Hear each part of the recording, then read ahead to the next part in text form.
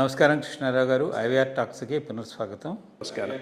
ఆంధ్రప్రదేశ్లో మళ్ళీ రాజధాని ఇష్యూ మళ్ళీ అది పొలిటికల్ కన్సిడరేషన్స్ గురించే లేకపోతే కాంట్రవర్సీ క్రియేట్ చేయడానికి ఇదివరకు ఆల్రెడీ ఒకసారి అన్నారు మావిగన్ అనేది. కానీ మొన్న మళ్ళీ అమరావతి దగ్గరికి వెళ్ళి వాళ్ళని రైతులను ఇవ్వట్లేదని చెప్పేసి చాలా గొడవ చేసి ఇప్పుడు ఈ అమరావతి వర్సెస్ మావిగన్ అనే దాని మీద ఒక లిటిల్ కాంట్రవర్సీ. అఫ్కోర్స్ అల్టిమేట్గా ఇప్పుడు వచ్చే ఇన్వెస్ట్మెంట్స్ డెవలప్మెంట్ ఇదంతా చూస్తే అమరావతి డెఫినెట్గా ఒక ఆంధ్రప్రదేశ్ రాజధానిగా అయితే ఉంటుంది. ఎందుకంటే దానికి ఒక లెజిస్లేషన్ కూడా చేశారు కాబట్టి ఇది పొలిటికల్ అడ్వాంటేజ్ తీసుకుని ప్రజల్లో కన్ఫ్యూజ్ చేయడానికా లేకపోతే రియల్గా ఈ మావిగన్ బెటర్ అంటారా లేకపోతే అమరావతి కంటిన్యూ అయితేనే బెటర్ అంటారా అనే విషయం మీద చిన్న వివరణ కావాలి.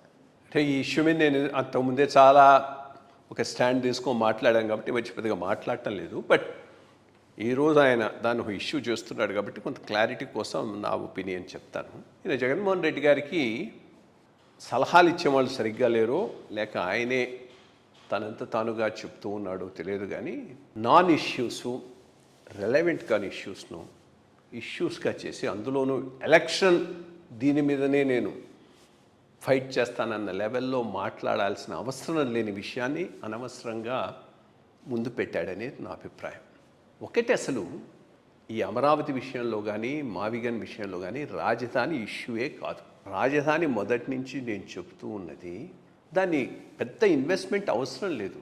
అడ్మినిస్ట్రేటివ్ క్యాపిటల్కు నీకు అంతా కావాల్సింది ఏంది? ఒక సెక్రటేరియట్, ఒక జ్యుడిషియరీ, ఒక లెజిస్లేచర్. అది రాజధాని అంటే. ఈరోజు అమరావతిని గురించి మాట్లాడుతున్నా, మావిగన్ గురించి మాట్లాడుతున్నా, ఇక్కడేమో వర్జిన్ సిటీ కొత్త నగర అభివృద్ధిని గురించి మాట్లాడుతున్నారు, కానీ రాజధాని ఇష్యూ నువ్వు డీలింగ్ చేసేసి దాన్ని ఆఫ్టర్ ఆల్ అంతా 100 ఎకరాల్లో ఒక రాజధాని ఏర్పాటు చేసుకొని మిగిలినది లెట్ ది సిటీ డెవలప్ జరిగేటటువంటి అవకాశం ఉంటుంది. ఆ లెవెల్లో ఉన్న అమరావతిని తీసుకుపోయి ఇప్పుడు ఏం చేస్తున్నది ఏంది? ఒక రీజనల్ డెవలప్మెంటల్ ఇష్యూగా ప్రెజెంట్ చేస్తున్నాడు. అది రాజధాని కాదు. నువ్వు మచిలీపట్నం, విజయవాడ, గుంటూరు ఏరియా కలుపుకొని యాక్చువల్గా మొట్టమొదటి ఊడా ఉన్నది ఎప్పట్లో ఉంది, అది ఇంకా ఎక్స్పాండెడ్ సిఆర్డిఎన్ గురించి మాట్లాడుతూ ఉన్నాడు.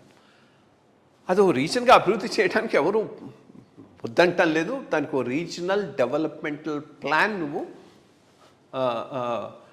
ముందుకు తీసుకుపోవచ్చు. బట్ దాన్ని రాజధానితో లింక్ చేయాల్సిన అవసరం లేదు. రాజధాని నువ్వు పెట్టదలుచుకుంటే ఐడియా ఏంది? విజయవాడలో పెట్టాలనుకుంటున్నావు, వాళ్ళేమో విజయవాడ అసలు రాజధాని అన్నాడు. దానికోసంగా ఇది చేయాల్సినటువంటి అవసరం లేదు. బట్ ఇంకొక పాయింట్, తను ఒక స్టాండ్ తీసుకున్నాడు. స్టాండ్ ఏంది? 3 ప్రాంతాలకు 3 ప్రభుత్వ అంగాలను ఇచ్చేటటువంటి స్టాండ్. Sub regional aspirations. మన ఆంధ్రప్రదేశ్ రాష్ట్రంలో నేను మొదటి నుంచి అంటున్నటువంటి పాయింట్ ఏంటి అంటే, ఈ సబ్ రీజనల్ ఫీలింగ్స్ చాలా స్ట్రాంగ్ ఫీలింగ్స్. ఎందుకనంటే భౌగోళికంగా, చారిత్రకంగా, సాంస్కృతికంగా విభిన్నత్వం ఉన్నటువంటి రాష్ట్రం ఆంధ్ర రాష్ట్రం.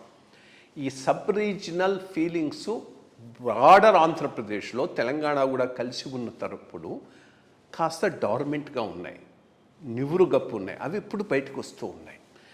తెలంగాణకు ఆ ప్రాబ్లం లేదు. తెలంగాణకు సాంస్కృతికంగా, భౌగోళికంగా, రాజకీయంగా ఆంధ్రాను మించిన ఐక్యత ఉన్నది.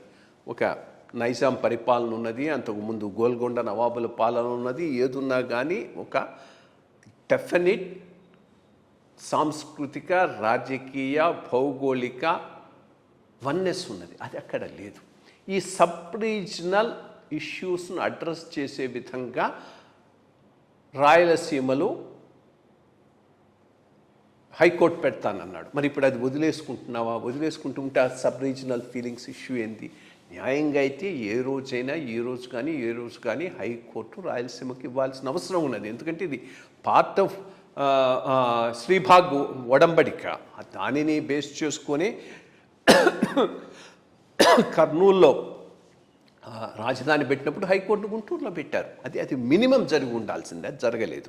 సో ఒక పాయింట్లో ఈ సబ్ రీజనల్ ఆస్పిరేషన్స్ను ప్రధానంగా తీసుకొని ఒక పాలసీని ఇవాల్వ్ చేసుకున్నాం. ఈరోజు మరి దాన్ని వదిలేశారా?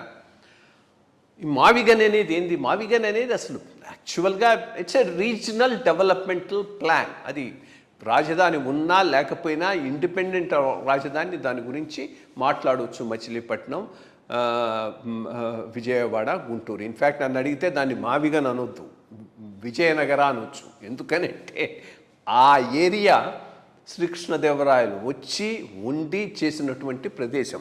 ఆ మచిలీపట్నానికి దగ్గరగా వచ్చే చోట ఆయన ఆముక్తమాల్యత రాయటం మొదలుపెట్టాడు. ఆ పాయింట్ను ఇదిగా చేసుకొని మొత్తం కళింగాంధ్ర మీద దండయాత్ర సాగించాడు. ఇటు కొండవీడు నుంచి కొండపల్లి, ఈ రెండు ప్రధానమైనటువంటి దుర్గాలను స్వాధీనం చేసుకున్నాడు. ఆ రెండు ఈయనంటున్న మావిగన్కు ఒక ఎండ్ ఇది, ఒక ఎండ్ అదే అవుతుంది. సో ఇది ఒక రీజనల్ డెవలప్మెంట్ ప్లాన్ కింద పోవచ్చు, బట్ దాన్ని రాజధానికి లింక్ చేయాల్సినటువంటి అవసరం లేదు. మేబీ ఆయన తప్పటడుగు వేస్తున్నాడు రాజకీయంగా. యాక్చువల్గా ఈరోజు 2029 ఎలక్షన్కు వీళ్ళు కానీ వాళ్ళు కానీ ప్రధానంగా 2-3 అంశాలను బేస్ చేసుకొని పోవాల్సి ఉంటుంది. అదే డిసైడ్ చేస్తాయి సంక్షేమము, అభివృద్ధి. ఈ రెండు ఎట్లా సమన్వయం చేసుకుంటూ ముందుకు పోవాలనేటటువంటి అంశాన్ని ప్రధానమైన అంశంగా తీసుకొని పోతే ఇద్దరికి కూడా మంచిది, రాష్ట్రానికి కూడా మంచిది. ఎందుకంటే ఈ 10-12 సంవత్సరాల పాలనలో ఆర్థిక ఒక డిసిప్లిన్ లేకపోబట్టి రాష్ట్ర ఆర్థిక పరిస్థితి చాలా భయాందోళనలతో కూడి ఉన్నది.